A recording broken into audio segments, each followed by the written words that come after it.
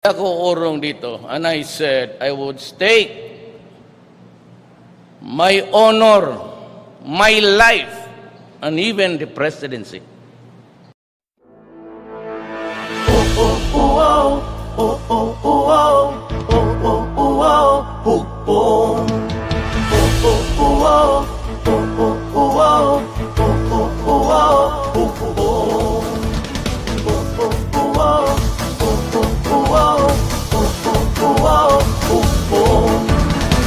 Hukong ng pagbabago, hukong ng pagbabago, pag-asenso, hukong ng pagbabago, pamanaon, hukong ng pagbabago, katawan ang nasayo.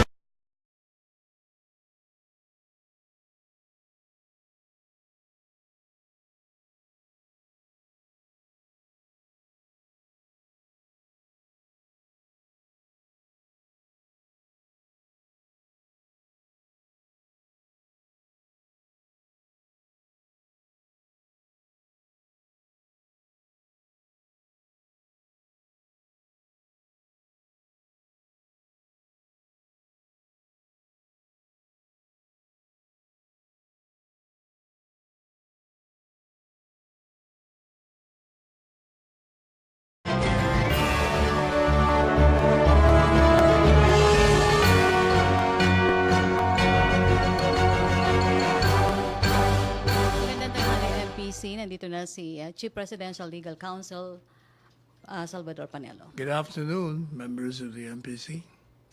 I'm ready. MPC questions, Joseph? Microphone, please. Sir, last night po si Presidente had a meeting with the founding MNLF founding chairman. Ms. Wari, can we have more details, especially in the context of some statements from an MNLF faction that they will not take part in the BTA and they're going to establish a new MNLF because to protest allegedly the dictatorship of the MNLF. The meeting with the MNLF chairman, Ms. Wari, lasted, I think, only about 15 minutes. They're going to meet again. What transpired last night was the president told the chairman that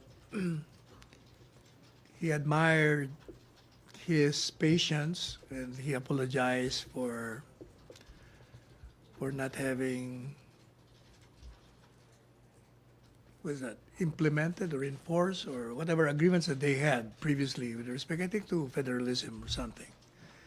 And they would be talking again precisely for that. They didn't have much time to talk, so they will meet again.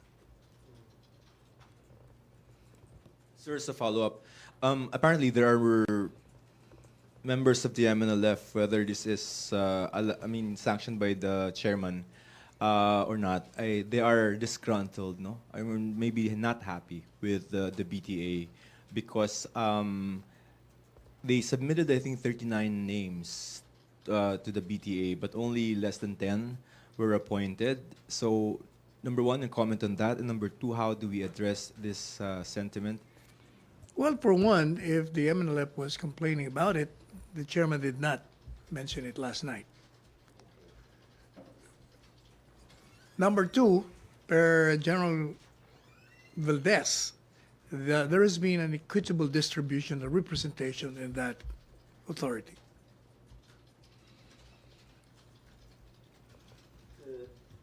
Did the President mention anything to Nur Miswari in relation to the BTA and the efforts with regard to the Bangsamoro government? No, as I said, most of the time, I think it was the President talking and expressing himself.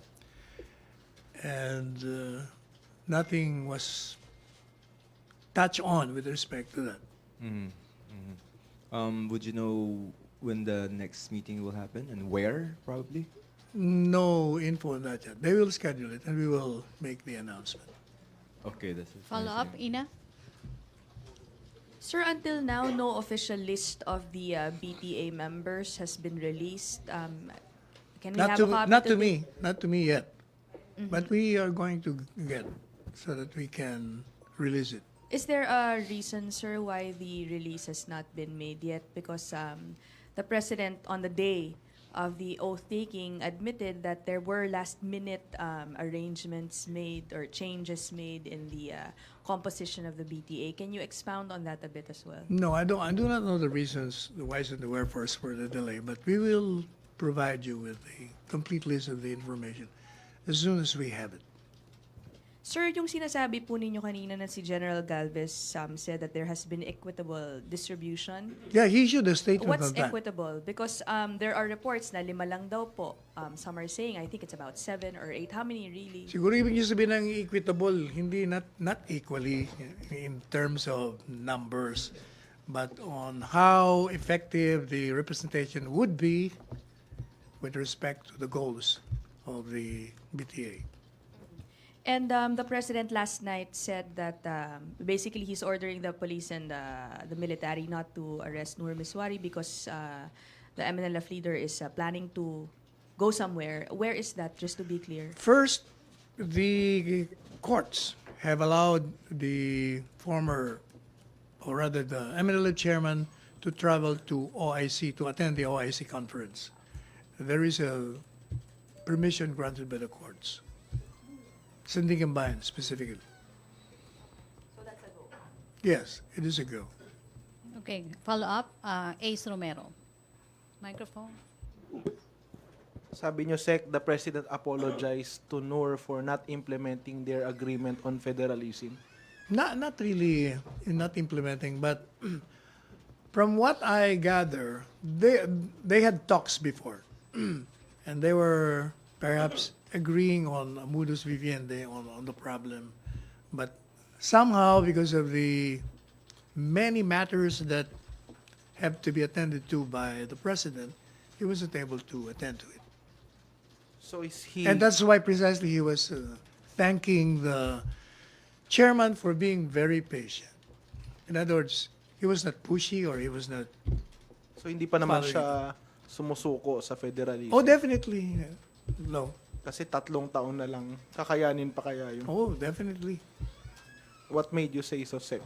Well, if there is political will, anything is possible. Thank you, Sec. Follow up? Other issue? Wala na. RJ. Sir, were you there yesterday or last night during the meeting? No, I was given a first-hand info on what happened. Okay, sir. Sap Bongo also sent us a photo showing the president also met with Senator Honasan and former Senator Enrile. That one I don't know about. Okay. Only the chairman. All right, sir. Thank you. Okay, may follow-up ba or follow-up? Okay, Raymond. Sir, the President mentioned about the rumblings within the MNLF because of the, yung composition nga ng Pangsamoro Transition Authority. So how serious is that rumblings? Would it possible escalation into another splinter group or possible attacks because of that rumblings or pagkadismaya sa BTA composition? I do not think so, given the fact that the chairman of the MNLF, Nur Miswari, is a very reasonable, patient man. And the fact that he did not make any complaint last night relative to that shows that he understands. Thank you, sir. Okay, may follow-up. Ace muna, Ace. Noor? Sir, but how is the president treating the MNLF as a group? Because there seems to be different factions there. Is he... I mean, based on what you're saying, you're looking at what MNLF Chairman Miswari, yung position po niya, but there are other factions. So how is the president resolving those different groups? I think the Yung faction approach. is within the MNLF, assuming that there is one. As far as I know, there is no major faction. There may be 1 or 2 voices, but by and large, the MNLF is Nur Miswari. Okay, Ace. Secretary, about yung meeting with Senator Onasan and former Senator Enrile, just for the record, ine-endorse ba ni President din yung candidacy ni Senator Enrile? I don't think he's included in the The 12 slate. that has been mentioned already. The last name that I heard that he endorsed was Rafael Luna. So that completed the 12-man slate. So yung meeting had nothing to do with the midterm polls. I don't think so. Okay, thank you, Sec. May follow-up or other issue? Ruth, other issue. Sir, at the PDP Laban rally in Cebu City on Sunday, February 24, President Duterte raised the hand of former Mayor Michael Rama, whom the Chief Executive publicly named as drug protector in 2016. Does that mean the President is endorsing the vice mayoral bid of Rama? I don't know the circumstances surrounding the raising of the hand, but given the ethics of this president, who does not want to embarrass people around him, I do not know whether that is an endorsement or not. But isn't it opposed to the President's policy to go after individuals who have links to illegal drugs? It could be that there is a finding that he was not really involved. We do not know that yet. I will ask the president on that. But sir, what does President Duterte's tacit endorsement indicate? Does it clear Rama of the charge of being into illegal drugs? As I said, it could be just courtesy. Okay.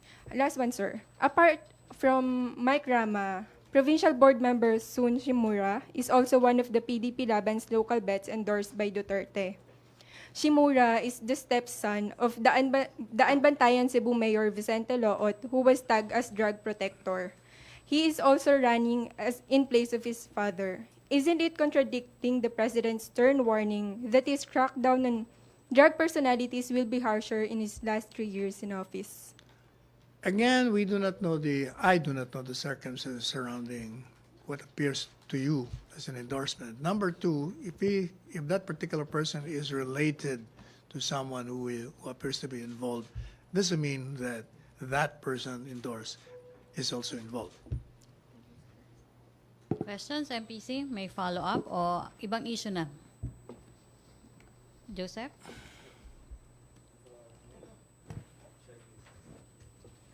Okay, sir. I have a lot here. Dun muna tayo, sir, sa church. Why that face? All right, sir. Okay, there are a couple of statements yesterday. The president said that Roman Catholicism will be gone in 25 years. What's this statement supposed to mean, sir? It's just expressing an opinion. An opinion. That is his belief. Whether it will come about, we don't know. RJ is smiling like an impish. Where is this coming from, sir? Would you say that this is an attack on the foundation of the church? Not really. He believes in God. He prays. He invokes God. But not Roman Catholicism. He's just referring to certain men in the cloth that have violated their own vows. Even the Pope has become the number one critic of the Catholic Church. So he also proposed that priests marry, either heterosexually or otherwise. Well, But perhaps the church should consider that, given that there has been many problems about remaining celibate. Paano ulit, sir? Given the fact that there has been problems of staying celibate for the rest of their lives, perhaps the church could look into that. If other religious groups or orders allow their their pastors to be married, why not the Catholic Church? It's an idea. Actually, it's for the church to consider that. We'll just sit by and watch. Sir, is the president discrediting the church? No, he is discrediting certain men of the cloth, as the Pope is so doing. I But think would- that's a healthy criticism. It will help the Catholic Church cleanse itself and purge itself from those who are not deserving to be there. So when he commented on celibacy, it is not a concept that is related to the foundations of the church, but celibacy in reference to some members of the church, I yes? think so, yes. Okay, follow up, Ace Romero. Secretary, binanggit ni President Duterte yung text message ni Cardinal Tagle about the supposed threats dun sa buhay ng ibang pare. And then he warned yung drug addicts na wag saktan o wag patayin yung mga obispo. But do you think yung rhetoric ni President against the bishops, yun yung nag-encourage sa mga drug addicts na gumawa ng ganong threats? Well, in the first place, when you're a drug addict, if you are one, anyway, if you're a drug addict, if one is a drug addict, it doesn't matter to him who endorsed. You know, drug addicts are crazy. They've been, their brains have been affected. So there is no need for encouragement from anyone to do something bad against a person. Near him, near her, or wherever. So it's not yung rhetoric ni President na yon, yung patay yung obispo na maraming pera. No, actually, not to be blamed Again, for that. that's just an hyperbole. Meaning, it's a criticism. It's just a criticism. That is precisely why he warned those who will harm the priest. And he's serious on that. Because this president is outraged by any kind of irregularity or violation of any law or any threat made against any person. But don't you think the President should refrain from making such, you called it hyperbole, para hindi na siya kailangan mag-warning? Kasi nga, mukhang sineseryoso yung mga threats niyang ganon. Our countrymen have been used to this president's style of delivering his responses, his remarks. So I don't see any problem with that. Thank you, Sec. Okay, Raymond.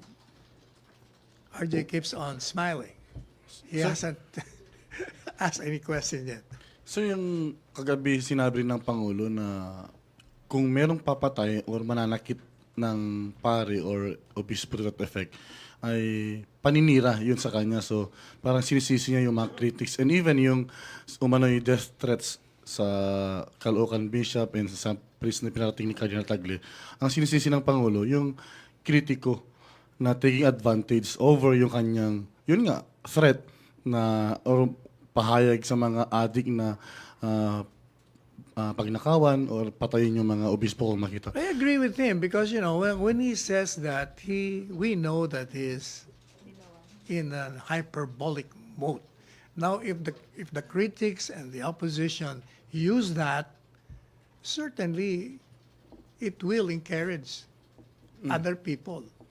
So, meaning, siya rin yung nagbigay ng bala sa opposition na gamitin laban sa kanya. Not necessarily, as I said, alam na ng tao yung style niya.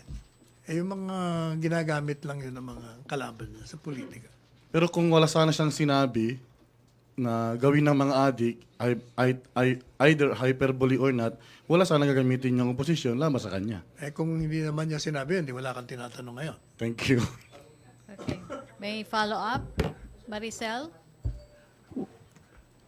Sir, after the statement of the president yesterday, does it mean that the president will now stop threatening the clergymen, the priests? Again, he was not threatening anyone. I will repeat what I said. When he makes comments, he creates certain situations either to make people laugh or to stress a message. But he doesn't threat people. He only threats criminals. Only the criminals, the corrupt, the evildoers, the scoundrels, the dregs of society. Not the priests, not the bishops, not anyone. But the fact that I understand you mentioned that it was just a hyperbole, but the fact that he, in a way, encouraged other people to rob and to kill, to harm bishops, isn't that a threat? If it's an hyperbole, then it's not an encouragement. It is only the opposition, the critics, who make it so. That is precisely why they should be blamed for that, not him. Okay. Question, a follow-up, Nestor? But why the need for the president to issue such quote as what you mentioned, hyperbole? It's not a need. It's his style. That has been his style since he was mayor of the city of Davao. So people are used to him. Okay, Pia? Sir, if the president is just using hyperbole in Wala, hindi his pa tayo matapos na, statements calling for violence against religious leaders, why is he taking so much offense on yung public prayers of priests na binanggit niya sa speech na asking God for his death? Isn't that parang, in a way, parang pareho lang yon, kasi they can argue that they are also using hyperbole, they're also jesting. There's a difference there. When the priest uses the pulpit, that means he's serious. Priests do not use the pulpit to crack jokes with respect to praying for someone to die. That's a different story. So the priests, religious leaders can't use the pulpit, but the president can use the presidential podium to use public events to call for violence. As the president against other says, there is a people. separation of church-state. When a priest get out of the pulpit and crack jokes, okay lang yon. Pero when you use the pulpit to destroy a person, you are violating your own vows. That's a different story. Oh, what's the vow? The vow is to be very good image of the God that they believe in.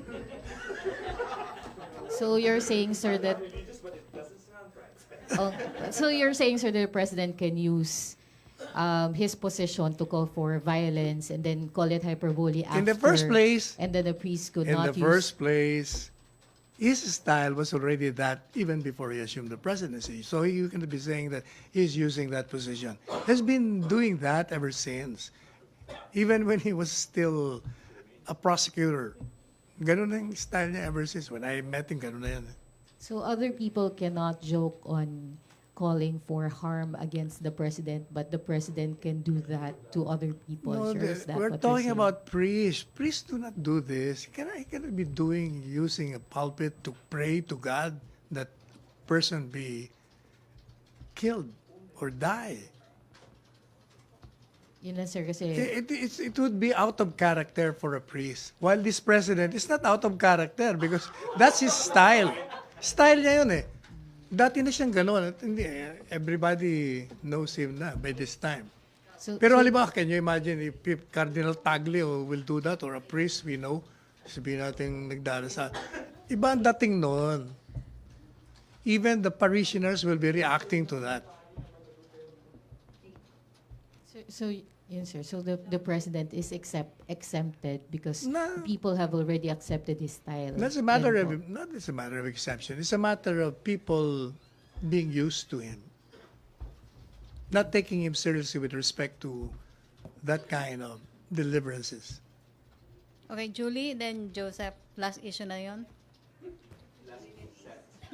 Sir, you mentioned that the president keeps on making those statements because the church is not observing the separation of church and state.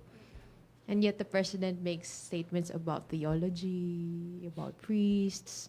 You say that the priests should not use the pulpit as a podium for their statements, whereas the president is using the presidential seal. So what's the difference? Does this mean that the idea of the separation of church and state should not be observed by the president? No, what I'm saying is when the president criticizes the church, actually is not criticizing the church, but specific members of the clergy, especially because he was a victim of abuse. And right now, his utterances on this matter have been validated by the Pope himself, who admits to this kind of violations, sexual violations. And my question is, so why is not the president observing separation of church and state? If he says that the church should not meddle in affairs of the state, then why he's meddling in the affairs of the church? That's part of his job. Because, please expound, sir, so that we can get a full quote. Why is it part of his job? What actually the president wants is, if you're a priest and you teach the teachings of Christ, be consistent. So when you pray for the death of one person, you become inconsistent and you become subject of criticism. While the president, when he cracks jokes by way of criticizing certain members of the cloth, it's not being inconsistent. Kasi meron siyang pinaghuhugutan may pinanggagalingan. Kung ikaw'y pare, madasaling ka, religyoso ka, banal ka, pagkatapos bigla mo sasabihin na, Diyos ko, sana mamatay na itong maman to. You see the dramatic difference between that priest and this person? Siyempre, iba ang dating. Okay, Joseph? Oh, by the way, let me ask you, did you get my statement on the clarification of the president's stand on the Chinese workers? We'll go there later, sir. Tagal ko na inaantay, ang bagal. Sir, ito muna. All right, we both agree that the president's words carry weight, correct? Depends. What? If it's cracking jokes, it's a joke. How do you distinguish? It should not carry weight with respect to serious concerns. How do we, again, age-old question since 2016, how do we know if it's a joke and it's not a joke? We're And it's used to policy. this president. In fact, the survey shows that this president, despite all those jokes that others consider not to be jokes, nandiyan pa rin yung kanyang rating. Ibig sabihin, kilala na nila ang president. All right, the statements on the bishops and harming them, is this a joke or not a joke? Yung alin? Yung pong dati niyang sinabi na pag nakita niyo yung mga bishop, Joke lang yun. Ano lang yun? It was just an hyperbole. hyperbole, okay, game. But this one, we says, do not harm them. Yes, May exactly. may problema kayo sa akin. Ayan ang serious talk. All right. He's talking as president, enforcing the law. Is that not an acknowledgement That- that his words carry consequences? An acknowledgement that the critics are making it bad by viewing it differently. In other words, a joke perceived to be jokes by many, and yet the critics and the opposition would convert it into serious matter. Yun ang... Sir, paano ulit tayo napunta sa opposition? Let's focus on the cause and effect, sir. Oh. No? All right. So the president before said na, nagjo-joke siya, hyperbole, na pag dumaan yung mga bishop nyo, nakawan nyo, whatever. And then here comes the statement now, yesterday or 2 days ago, na ang sabi niya is, wag. In effect, wag galawin. Except for maybe those priests that are involved in crimes. But those that are not, sabi niya, wag galawin. Question, hindi ba siya, sir, acknowledgement na nakikinig sa kanya talaga yung tao? Hindi nga eh. Kaya nga pinasok ko yung mga critic kasi ang ginagawa nga ng critic, sinasabi sa mga tao na, hindi, itong taong ito, totoo yung mga sinasabi niya. Masamang tao to dahil gusto niyang pasaktan ng mga pari at mga obispo. So yung mga naniniwala dun sa mga critic, di syempre, that will reinforce. Hindi pala nagbibiro ito, gawin natin. Okay, hindi ba sinasabi niya, I will blame you pag may nangyari sa kanila kasi kayo, kino-convert niyo yung sinabi ko na dapat na hindi. Sige na. Sige, sir. Thank you. Okay, RJ, then Ace. Sir, if the church is the Nandun pa rin president's tayo. if the church, sir, is the president's problem, then why can't he just seek dialogue with them, discuss First, the it's matter not a with them? problem. Number two, he's always open. Matagal yan na sinasabi niya. Pero walang formal dialogue. Wala namang pumupunta. Wala rin naman But on the part of Hindi the ba palace. nagkaroon na? Pero ano, yes, sir. That's interesting. What happened to that? Mukhang pareho naman sila. Naupo lang. After that, wala na nangyari. Alam mo na mga Pilipino, pag mayroong nangyaring yan, mag-uusap. After that, nakalimutan na uli.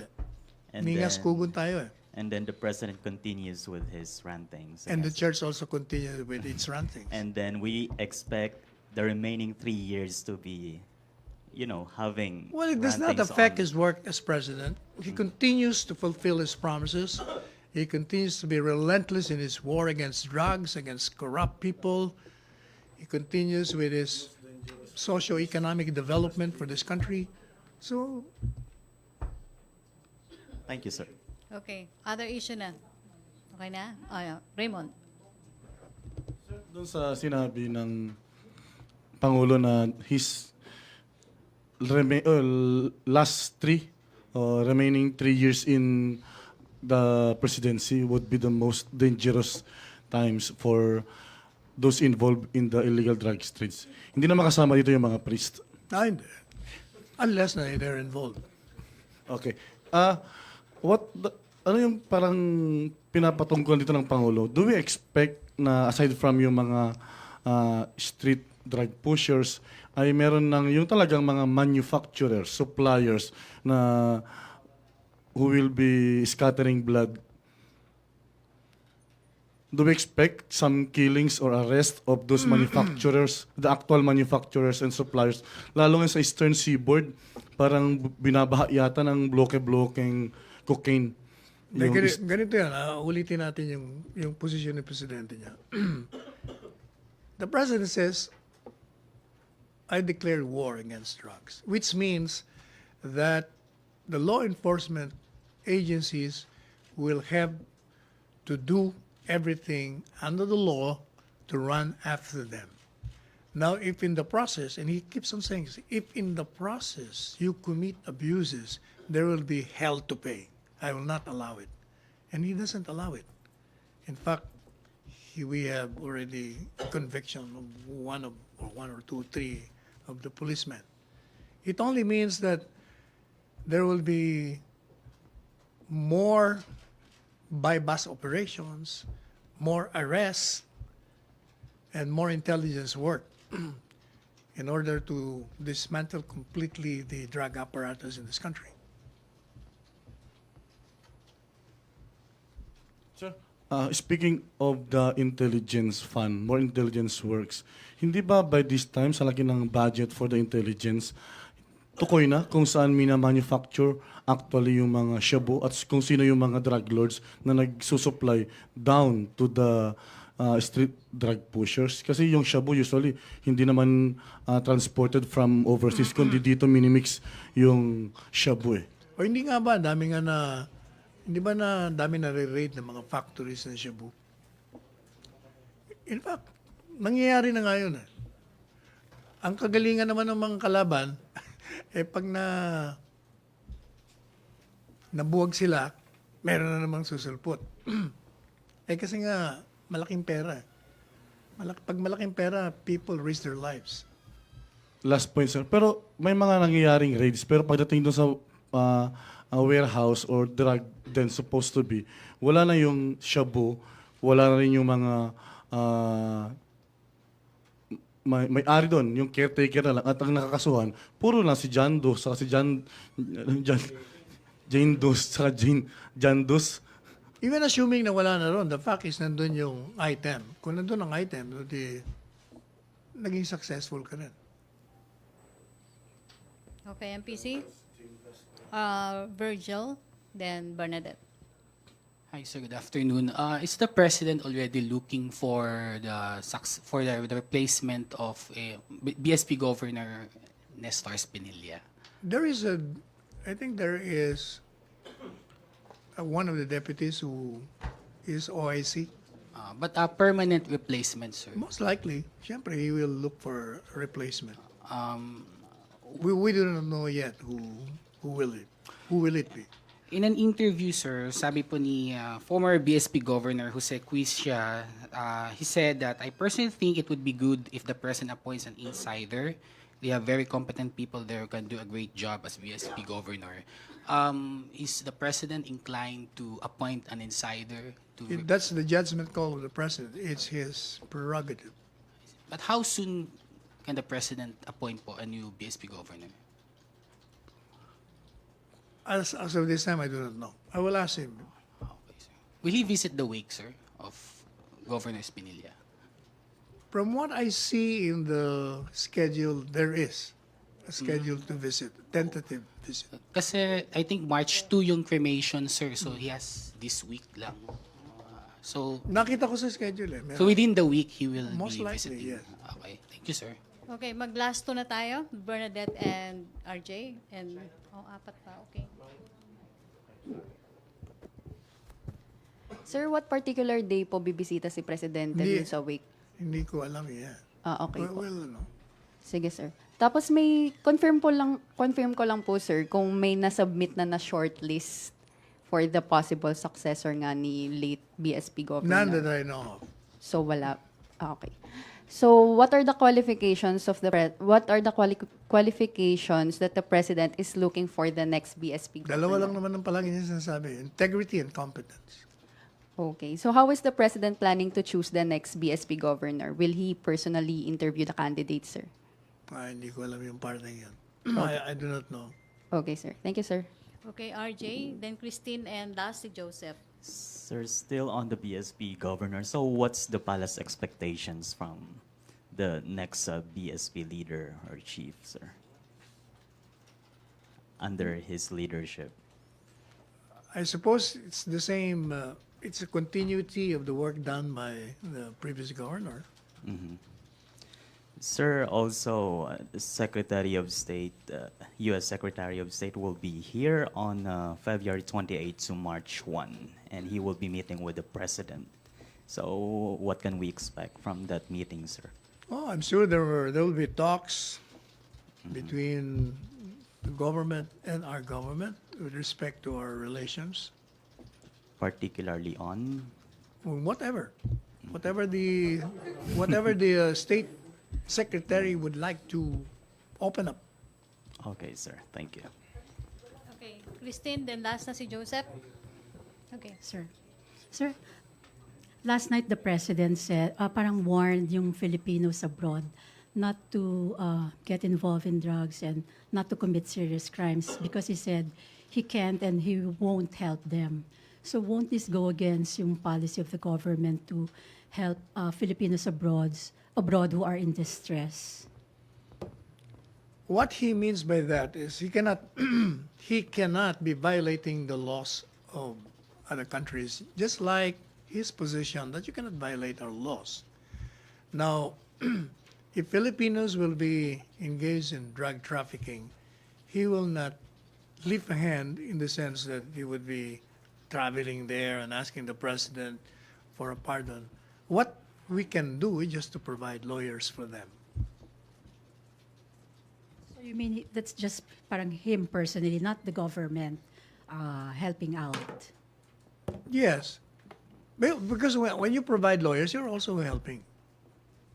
So it's not really him not allowing the government to assist yung mga Filipinos. No, because it will be against our own policy too that we are very strict on the enforcement of drug laws. Pagkatapos, pag sa ibang lugar, tayo hindi. Parang magiging consistent tayo. In the same way that, since I mentioned already the Chinese workers, the president wished to clarify that the immigration laws will be strictly enforced against anyone who violates it. He was actually referring to Chinese workers with working permits. They will be protected because they've been given the green light to work here.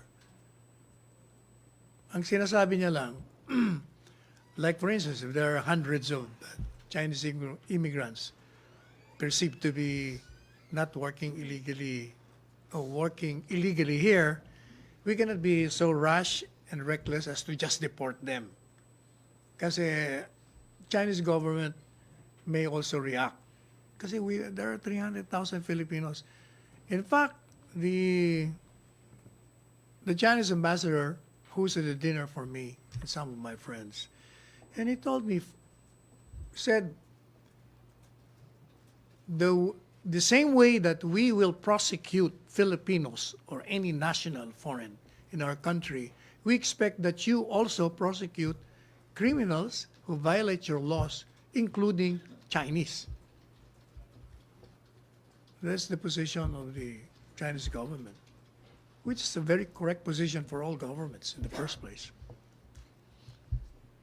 Okay, mag-follow up ko muna, RJ, and then last na si Joseph. Sir, that's what the president explained to you exactly regarding the Chinese. Yes, Yeah. we talked yesterday. That's Okay. exactly what he told me. So you asked for clarification, right? And that's what his explanation is. Not, I didn't. Yeah, in a way, yes, because I made a text, and then we talked about it. He said I was referring not to Chinese who have working permits. I'm referring to those others. Basta we will enforce immigration laws. Thank you, sir. Strictly and with dispatch. Pian, ano ka ba? Okay, Pian, then last na si Joseph. Sir, I remember when the president asked the Kuwaiti government to initiate reforms on household service workers in the Philippines. Parang there was no concern like this that his calls would affect Filipinos working in Kuwait. Where right now he's concerned about the actions of the government affecting Filipinos in China. What's the difference, sir? Why is he concerned that the government will react and affect Filipino workers in China when yun dun sa Kuwait, he's willing to take back the Filipino workers there? In Kuwait, I remember, ano ba yung problema sa Kuwait? Di ba na-resolve niya nga yun? Yes, sir. Yes, pero ano, sir, the thing is, but he's very concerned about what the Chinese government's reaction will be with regards to the Filipino workers currently in China, when he did not show the same concern for what the Kuwaiti government, or parang for the effect of his call for reforms there in Kuwait. He did show concern. Meaning, sir, that he's willing to take back the workers, Filipino workers in Kuwait. I don't think there is no problem with respect to taking them back. Ang gobyerno will always willing to take all Filipinos back. Sinasabi ni Presidente, marami tayong 300,000 Filipinos illegally working there. Kung bigla mong pinauwi yun dito, nagka-problema yung hindi lamang sila, pati pamilya nila. Yan ang sinasabi niya. Kaya we should tread it cautiously. Ganon din na sinasabi ng Chinese government na kailangan in accordance with the law, hindi lang basta itatapon ninyo sa amin. Okay, sir. Okay, last question, Joseph. Sir, on China lang for clarification, no? So we are willing, is the Philippine government willing to deport illegal Chinese workers? Oh, definitely. We will enforce immigration laws strictly against those who violate them. All right. The fear of the president that China will retaliate just in case we deport a sizable number of illegal Chinese workers. If not in accordance with law, if we do it recklessly without, But what is the basis for this fear, sir? What makes him think that China will do such an action? Of course, that is natural for any government to respond in kind. If you do this to our countrymen in your country, then we will do the same to you. Is that not petty? That's the law of cause and effect. Di ba sir petty? Ano na? Petty? No, definitely not.